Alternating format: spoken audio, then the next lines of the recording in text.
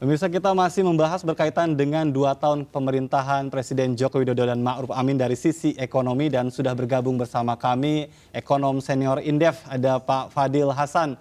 Selamat sore Pak Fadil. Ya, selamat sore, Langsung Pak saja Pak Ardian dan Fadil, Pak kita Irfan. Ya, ingin mengetahui analisa Anda berkaitan dengan capaian ekonomi Jokowi dan Ma'ruf Amin selama 2 tahun ini seperti apa? ya, saya kira kalau kita lihat capaian ekonomi dibandingkan dengan pencapaian dalam 5 tahun terakhir di periode pertama itu memang semakin menunjukkan pemburukan, gitu ya, keadaan yang semakin memburuk. Tapi kan memang sebagian besar itu adalah akibat daripada adanya pandemi COVID-19. Ini ditinjau dari berbagai indikator makroekonomi dan kesejahteraan masyarakat, saya kira sekarang kita ini ada dalam keadaan yang lebih buruk dibandingkan dengan 2 tahun yang lalu. Walaupun Baik. kalau kita bandingkan dengan setahun yang lalu, sekarang ini saya kira ada indikasi memang ekonomi ini sudah mulai pulih ya, atau mulai akan pulih seperti itu.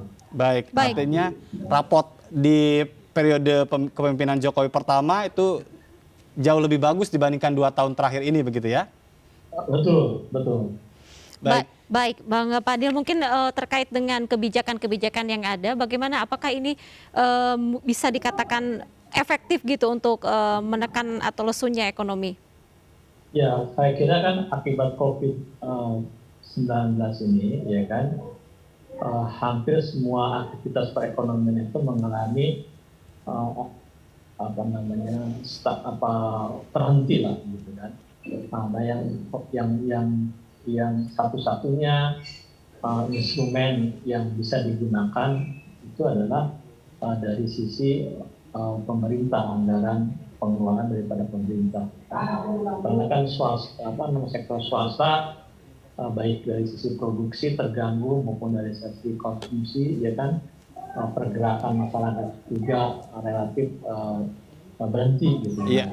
Dalam konteks pemerintah ini, peran pemerintah itu kan melalui bantuan sosial, perlindungan sosial, Iya.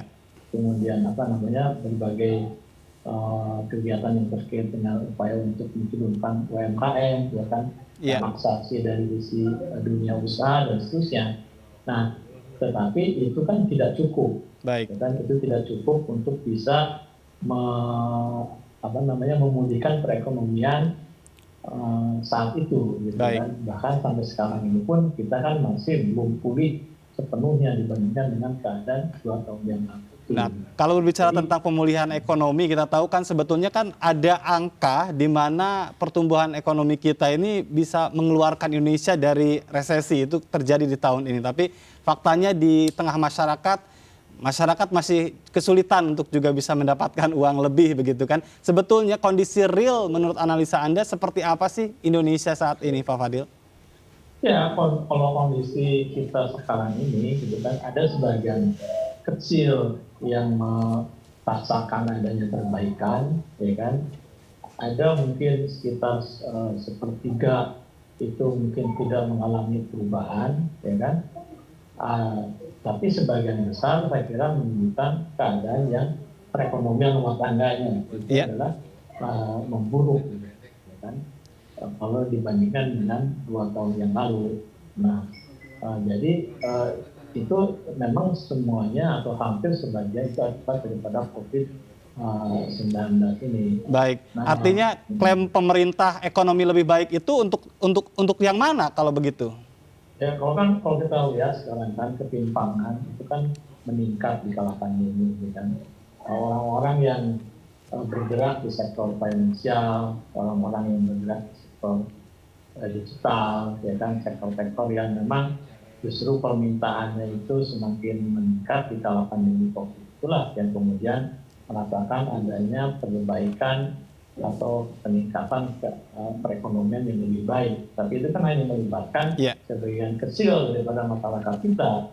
Sebagian besar daripada masyarakat kita itu bergerak di sektor-sektor informal, sektor-sektor UMKM, ya, yang itu mengalami apa namanya keadaan yang memburuk atau bahkan aktivitasnya itu terhenti kala pandemi COVID-19 ini. Makanya Baik. kemudian kita melihat bahwa pengangguran meningkat, kemiskinan juga meningkat, ya kan? Yang vulnerable itu yang rawan Iya. untuk Baik. berubah keadaan ekonominya juga sangat meningkat lebih besar lagi. Baik, Pak Fadil, ini mengenai hal yang memang menarik di tengah masyarakat belakangan ini, penggunaan dana APBN untuk mendanai kereta cepat. Kalau menurut Bang Fadil ini bagaimana? Ya, saya kira justru itulah ya seharusnya ini sekarang ya dan ke depan itu pemerintah itu harus lebih jeli lagi gitu ya dalam mengalokasikan anggaran itu bagi upaya-upaya pemulihan ekonomi yang berdampak luas kepada masyarakat. Misalnya saja bantuan sosial, anggaran kesehatan, dan apa yang terkait dengan UMKM gitu kan. Nah, 3 hal itu yang sebenarnya bisa memberikan suatu alokasi atau penggunaan anggaran yang efektif bagi pemulihan ekonomi. Nah, dikala prioritasnya itu seharusnya ke arah sana, maka kemudian ketika alokasi anggaran itu juga diperuntukkan bagi aktivitas seperti yang tadi itu Kereta cepat? pembangunan kereta api cepat, maka justru itu akan semakin memberikan suatu beban bagi fiskal kita, ya kan, dan juga akan membuat keadaan Baik. perekonomian itu tidak berangsur membaik, gitu ya. Apalagi misalnya kita kaitkan misalnya dengan terus berlanjutnya rencana pembangunan ibu kota negara. Iya. Saya kira itu bukan prioritas lah, ya kan. Dan saya kira pembiayaan anggaran APBN untuk kereta api cepat itu kan menggunakan pajak, ya kan, Baik. pajak yang dihimpun dari warga negara, gitu. Dan mereka sebagian besar pasti tidak setuju dengan penggunaan itu karena seolah-olah berarti itu kan orang pembayar pajak itu mensubsidi, ya kan, orang-orang yang akan menggunakan kereta api cepat tersebut. Baik. Ya kan? Pak Fadil, Dan ini itu hanya akan menguntungkan sebagian kecil orang saja dan belum tentu Betul. proyeknya itu juga akan visible seperti Iya. itu. Baik, ini kan juga berkaitan dengan ambisi pemerintah untuk bisa menyelesaikan mega proyek dan sejumlah infrastruktur yang memang menjadi target begitu kan. Di sisi lain ada juga sebagian pihak yang menyebut sebetulnya harus lebih condong ke pemulihan pasca COVID dan juga bicara tentang kesehatan. Proporsionalnya seperti apa sih kalau Anda sendiri melihatnya? Ya, Sudahkah kalau menurut tepat? saya kira kan resources yang kita miliki ataupun anggaran belanja penerimaan dan belanja negara itu kan terbatas ya.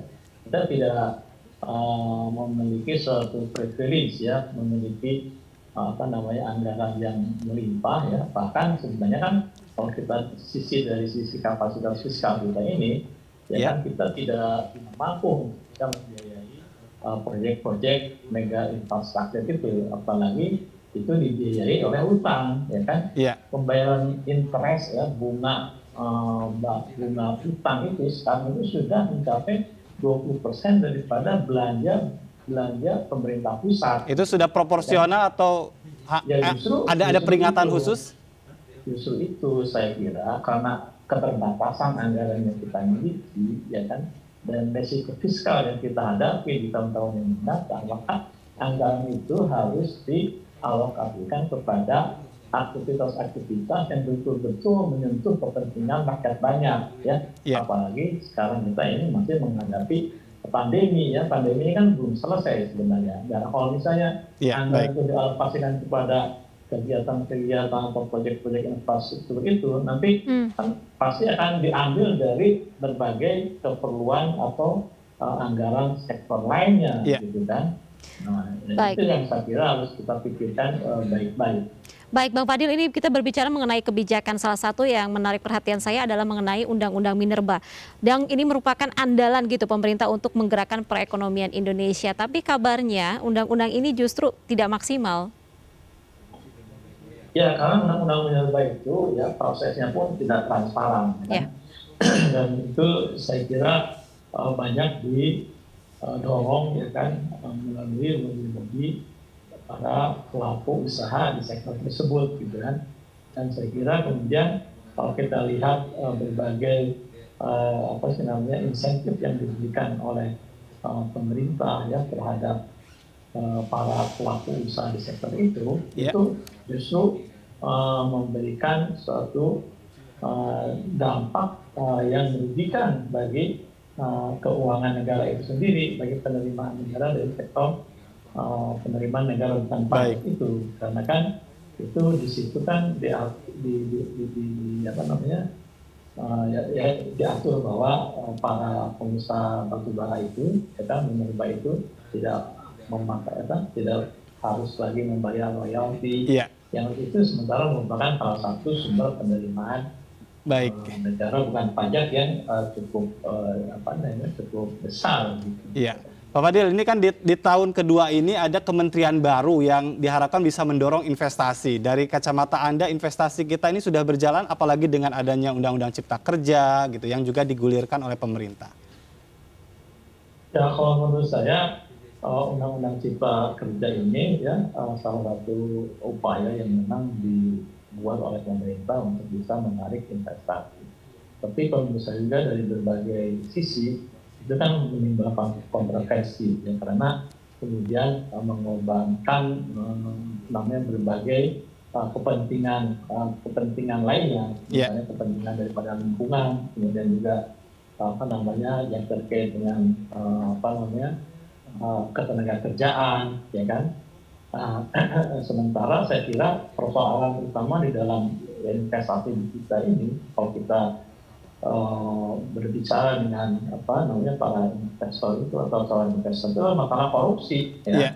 Jadi kalau menurut saya kalau misalnya kita bisa menangani masalah korupsi itu dengan baik ya kan, kemudian itu juga cukup akan menarik banyak investasi yang datang. Tapi justru sekarang ini regulasinya itu dipermudah ya kan, aspek lingkungannya itu tidak terlalu prioritaskan, aspek tenaga kerjaan juga agak sedikit merugikan kebutuhan, tetapi persoalan utamanya itu tidak ditangani. Bahkan kemudian kita melihat bahwa pemberantasan korupsi ini ya kan itu kan mengalami kemunduran.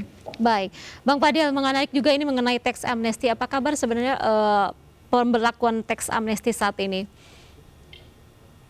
Ya, itu juga saya kira kan tax amnesty itu sudah diberlakukan kan tahun 2016 ini, ya kan, di tahun 2016 sampai 2019. Sekarang ini dengan suatu perubahan daripada undang-undang HPP itu, harmonisasi perpajakan itu ya, peraturan perpajakan ini diberlakukan kembali tax amnesty ini. Saya mungkin lebih baik kita menunggu ya apakah ini akan menarik betul-betul dana-dana yang selama ini kita sinyalir ada di luar negeri untuk masuk kembali ke Indonesia, karena akan diberikan tax amnesty ya, dengan menghilangkan aspek dari pidana daripada akan dengan aspek pidana tersebut. Nah, tapi ini saya kira kalau kita lihat pemberlakuannya ini ya, atau penerapannya ini yang sangat pendek ya, pendek itu mungkin akan menimbulkan persoalan kredibilitas. Kan? Pak Fadil. Banyak terlalu sering gitu loh dilakukan tax amnesty ini. Tapi saya kira kita lihat saja lah kalau menyangkut tax amnesty. Terakhir, rapot Anda untuk 2 tahun pemerintahan Jokowi, singkat saja Pak Fadil karena waktu juga. Ya, kalau saya disuruh untuk menilai dalam konteks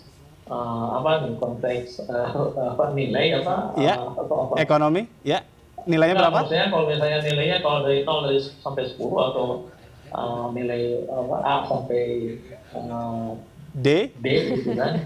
Kalau saya mungkin nilainya itu C-. Oke. Baik. Terima kasih Pak Fadil Hasan, ekonom senior Indef, sudah bergabung bersama kami di Indonesia Petang. Dan pemirsa, kami masih akan kembali, jangan kemana-mana, tetap di MNC News.